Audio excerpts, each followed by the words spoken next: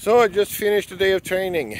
I've been training, and I'm helping this department to build a training facility and doing fire training for the recruits right now and for the instructors later on. It's a bit of a time. The time is compressed, so we're doing it in the wrong order. But anyway, we had this discussion about carbonaceous training and cancer. And of course, the legitimate fear of cancer and doing training and contaminants and your health. It's easy to come like a black and white issue, and it's not a black and white issue. Nothing in life is black and white. That, cancer is of course a problem overall, and also in the fire service. That's no doubt about it. Now the question is, can you, for instance, not do carbonaceous training because of the fear of cancer and contaminants and still provide good training firefighters? And I think that's what I would say is obviously you can't. We have no replacement for smoke from carbonaceous training. Fire, not a problem. Flames, not a problem. Visual impairment, not a problem. Smoke and all the decisions that are connected to smoke, how to judge all the signs in the thermal imager, which is I rely heavily on, and all firefighters should if they have a thermal imager. And you have everything, all the assessments of cooling. Should I cool? Should I not cool? Do I have cooled enough? About flow paths and wind-driven fires. You have so many things, and everything is connected to the smoke and how to interpret the smoke and how to look standing on the outside of the building, inside of the building. There's nothing we can replace that with. Videos can only help so far. 3D, like VR and AR can only help so far. Theatrical smoke can only help so far. And a lot of times they provide more problems than they solve if they're used incorrectly. So for me, it's about trade-offs. There's no solutions in life, really. The easy solutions have already been sort of decided. We're stuck with a lot of difficult trade-offs. On the one side, you have carbonaceous training, contaminants, and that will or may provide you with cancer. Over a long enough time and behave stupidly enough around it, it will probably get you cancer. On the other hand, if we don't do it, we increase every other risk on the fire ground, doing smoke diving and so on. So we have a trade-off. And to me, the solution is, as you say, solutions. The trade-off is we just have to do it in a proper way, or as risk-reductive way as possible when we do carbonaceous training. So the first thing we have to do to our decision makers, and I think it's that fire instructors have done a poorly job at explaining the benefits of carbonaceous training and the drawbacks with propane training, for instance, and the drawbacks of carbonaceous training and the advantages of propane training, which are basically none. But we have to give decision makers this playbook, these drawbacks and features, and so that they can go and make their risk assessment and say, we have done a risk assessment and this is all the risks we have to take, but we're trying to mitigate them, and these are the risks that we we can avoid. And that's not the part of the fire chief. The fire instructors have to do that. But it's because a lot is connected to the learning outcomes that we're trying to achieve when we do training. So that's a big one to me, that we have to provide this better risk assessment, this trade-off risk assessment to the decision makers. The second one is just behavioral. Like most of the contaminants, I would say, is not connected to costs. A lot of firefighters just, we just want to purchase things. Purchase this. If we just get this, then we will be healthy and safe. I think a lot of times that's bullshit, because most of the things are connected to firefighter instructors, firefighters being ignorant or lazy. And that's a dangerous combination if they're both ignorant and lazy. But you shouldn't be dirty during fire training. You should have, I've done fire training all day. My hands are clean because I have dual gloves. I have fire gloves, but also have the nitrile gloves below them, or use thin cotton gloves if you can't use nitrile gloves. Because the skin is a big absorbent. My face shouldn't be dirty because I shouldn't touch my face. My neck, I should have clean gear on. And with clean gear, I mean, you can both the outer shell, if it gets really dirty, so you can replace that. And that, of course, is a cost issue. I understand that.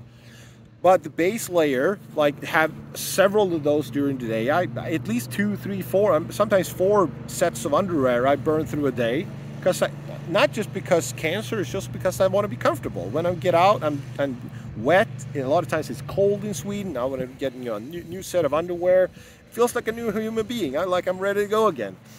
But only if you have, like, they're just replacing that with a new cotton underwear. That is another barrier to your outer shell that will trap a lot of the pollutants, a lot of particles. It gets you a long distance.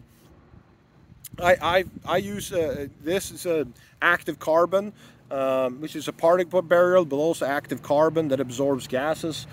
It's expensive. But to me, I mean, I want to still do badass fire training, and to me, health is important. At least, you know, I try to balance that as much as I can. And so to me, that's a non-issue, because it's something I purchased myself. But even if you can't, if you don't want that, just simply replacing the cotton T-shirt. You know, I should have long sleeves, cotton underwear, just several times a day. If you do fire training, that gets you a lot. Don't stay dirty. Stay out of the smoke. Don't be inside smoke more than you have to. Those get you very far. And just thinking about procedures. Like, if I drop my dirty gear here, how are you going to transport it? Use a separate car to transport it so you don't cross-contaminate other stuff, take it into a different part of the station. Like, those are processes, and a lot of times they don't cost money. They might cost time. Like, so laziness is a huge factor. But we have in Sweden, we have put a lot of money in building infrastructure and rebuilding fire stations. And sometimes it's sort of defeats the purpose, because firefighters are lazy and they go around system that takes time, even if they cost a shitload of money.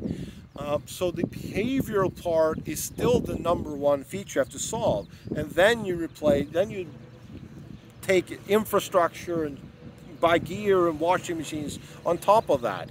You can't fix poor behaviors with money. It's not possible. You might even make it worse.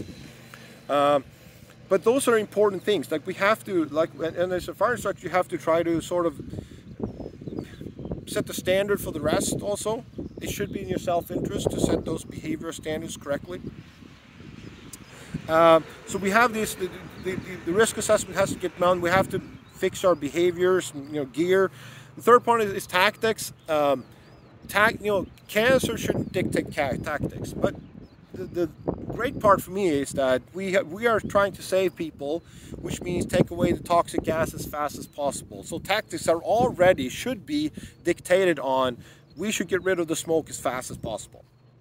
So we knock the fire down and get rid of the smoke as fast as possible. That is best for the victims, that's best for us, it's best for the building, it's best for everyone. Which means that training shouldn't be done unnecessarily crawling around in a lot of smoke, just doing training for, like, doing search training without the purpose of also removing the smoke. Like, if you do search training, for instance, say, oh, we're just going to do search training so that we'll smoke up the house. We're not going to teach fire behavior cues. We're not going to do ventilation, anything. In that case, you could use theatrical smoke, because you're taking away all the basic things that you need to do. Instead, you can have carbonaceous smoke if you do that, but if you go in searching, if the fire's knocked down, you should also ventilate. You should spend as little time in smoke as possible, because that's better for the victim. So you also have, like, tactics plays a part of it. We've done so much training in Sweden where you go like, yeah, at a real fire, you should knock the fire down, then ventilate, but this is search training, so we'll spend 20 minutes inside the smoke. No, everything is connected.